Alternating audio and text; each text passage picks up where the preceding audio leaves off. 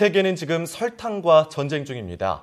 지난달 영국에서 시작된 설탕세 논란 이후 각국에선 당류와 관련한 제도 개선에 나섰는데요. 우리나라도 어제 처음으로 당류 저감 종합 계획을 발표했습니다. 네, 비만과 당뇨병의 주범으로 꼽히는 설탕, 우리 몸에 미치는 영향에 대해서 전문가와 함께 알아보도록 하겠습니다. 인제의대 서울백병원 비만센터 강재원 교수 전화 연결됐습니다. 안녕하십니까? 네, 안녕하십니까? 네, 앞서 말씀드렸던 것처럼 정말 전 세계가 이 설탕 줄이기에 전쟁이라고 표현할 정도로 각고의 노력을 하고 있는데요. 우리 정부도 이 당류 저감 종합 계획을 발표했는데 이 설탕이 우리 몸에 구체적으로 좀 어떤 영향을 미치는지부터 좀 짚어봐야 될 것 같습니다. 설명해 주시죠. 네, 설탕이나 당류가 몸에 무조건 해로운 건 아닙니다. 네. 근데 적정 섭취량을 넘어서 섭취량이 과다해질 때 우리 몸에 문제를 일으키는데요. 우선 비만을 통해서 당뇨병, 고혈압 같은 질병을 유발하고 그 때문에 심혈관 질환이나 뇌혈관 질환의 위험까지 높이게 되는 것이 바로 문제입니다. 네, 그러면 적절히 이 설탕을 섭취하는 것은 우리의 몸에 좋다고 볼 수 있겠네요. 그렇죠. 적당량일 땐 상관없는데 지금 우리나라의 경우도 지금 당류 섭취가 점점 증가하고 있고 특히 소아청소년 계층과 젊은 층의 당류 섭취가 빠르게 증가하는 것이 우려가 되고 있습니다. 네. 그렇군요. 한데 당이라고 하면 저부터도 보통 설탕을 많이 떠올리곤 합니다. 설탕 이외에도 우리 건강에 안 좋은 당이 있다면 어떤 것들이 있을까요? 아까 말씀드린 것처럼 안 좋은 당은 아니지만요. 많이 먹었을 때 문제가 되는 당을 말씀을 하신다면 설탕 말고도 포도당이라든지 액상과당 그리고 또 집에서 쓰는 요리당 같은 것도 많이 먹게 되면은 건강에 문제를 일으킬 수가 있습니다.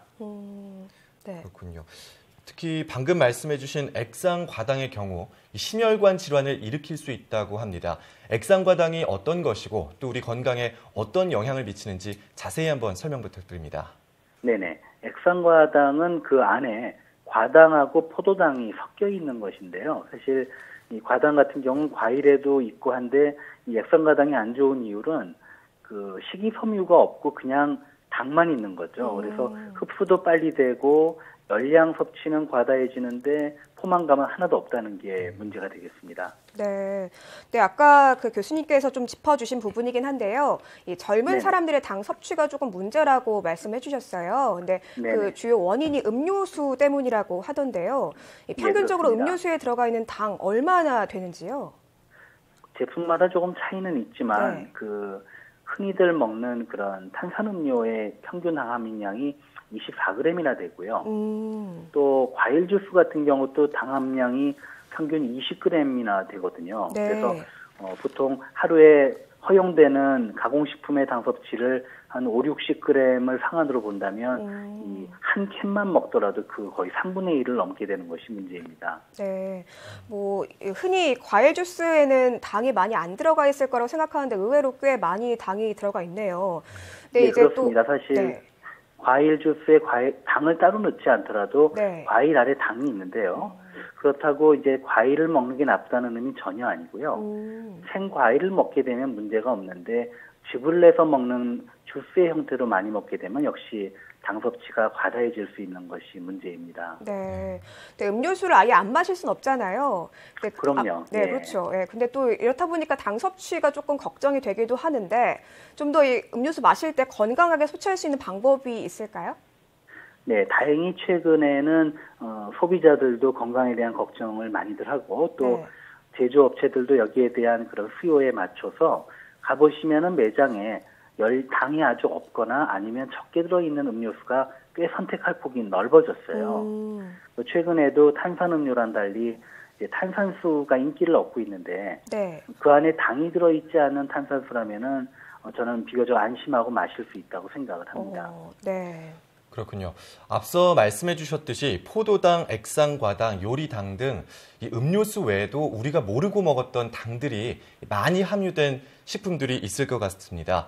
어떤 것들이 있는지 한번 소개해 주시겠습니까? 우리 흔히들 먹는 빵이나 과자류 중에도 제품에 따라서는 당이 많이 들어있는 경우가 있고요. 또 의외로 건강에 좋다고 알려진 우유나 요구르트의 경우도 가공류나 발효류 중에서는 당이 상당히 많이 들어있는 제품들이 있어요. 그 이외에도 아이스크림이라든지 빙과류 그리고 캔디나 초콜릿, 껌, 잼 같은 그런 가공식품에는 상당히 고농도의 당이 들어 있습니다. 그렇군요. 최근에 시중에 나온 제품들을 보면 이 저당이라고 표시된 제품들이 꽤 있습니다. 이 네네. 저당 제품들, 식품들 과연 믿을 수 있는 겁니까? 네, 사실 요새는 그런 표기를 할 때 신뢰할 수 있는 그런 기준에 따라 만들어진 표기라면 기존 제품에 비해서 당이 적다는 건 믿을 수가 있는데요. 하나 조심할 점은 원래 당이 많은 음식의 저당 제품이라면 기존 제품보다는 당이 적지만 그 저당이라 할지라도 당이 일반 식품보다 많을 수도 있기 때문에 실제로 당 함량이 어느 정도 되는지 꼭 확인을 해보고 드시는 것이 좋겠습니다. 네. 네. 어제는 정부에서 제1차 당류 저감 대책을 발표했습니다. 이 대책의 핵심 무엇입니까? 네, 그 어제 발표한 대책의 그 주요 내용은 우선 국민 개개인의 식습관과 인식을 개선하고자 하는 거였고요. 그 다음 인식이 개선됐더라도 먹을 수 있는 식품이 많아야 되니까 당류를 줄인 식품을 선택할 수 있는 환경을 조성하는 것, 그리고 이 당류를 줄이기 위해서 추진 기반을 구축하는 그런 큰 세 가지 골자가 되겠습니다. 네, 그런데 이 구체적인 어떤 대안이나 이런 것들이 필요할 것 같습니다. 구체적으로 또 어떻게 국민들의 설탕 섭취를 줄이겠다는 것인지 좀 궁금합니다. 설명해 주시죠. 예, 우선은 그 당류를 줄이기 위한 국민 실천 운동을 전개하고 또 홍보와 교육을 확대하는 것. 그 다음에 제품 중에 지금 당류가 표시가 되고 있는 제품이 아직 제한되는데요. 네. 이런 제품의 대상을 늘리는 것이 포함되어 있고요. 그 다음에 또 열량이 높은 음식과 또 영양은 적은 음식의 표시를 좀 강화하고 확대하는 것도 포함이 되어 있고요. 그 이후에 특히 어린이들이 먹는 음식에 대해서는 이런 제한을 확대하고 또 산업계에서도 예를 들어 매장이라든지 이런데 당류 함량에 대한 정보를 표시하는 그런 표시 제도를 확대하고 강화할 계획을 갖고 있는 것으로 알고 있습니다. 네. 근데 이제 최근 이 식약처에서 발표한 이 발표 내용을 보면은 설탕세 내용은 좀 빠져 있거든요. 네, 네네. 교수님께서 보시기에 설탕세 우리나라에 좀 도입을 해야 한다, 아니다, 어떻게 생각하시는지요?